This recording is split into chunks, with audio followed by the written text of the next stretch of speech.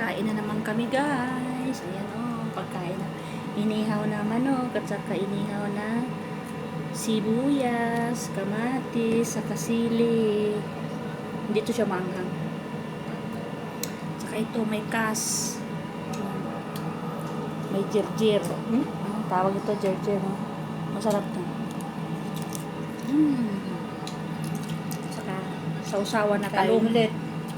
Amos. Amos ba to? Itong pagkain namin inihaw naman. Nag-ihaw ako tapos Amos. sibuyas sa ano. Tapos ito, sasawan namin yung talong yung tabon. Manok. Yung gulay. Ito siya. Kaya ihaw ko lang. Sarap. Sarap guys. Kain po tayo guys. Ibang pakain. Manok lang ako dito. Sarap. Inihaw na sila. Saka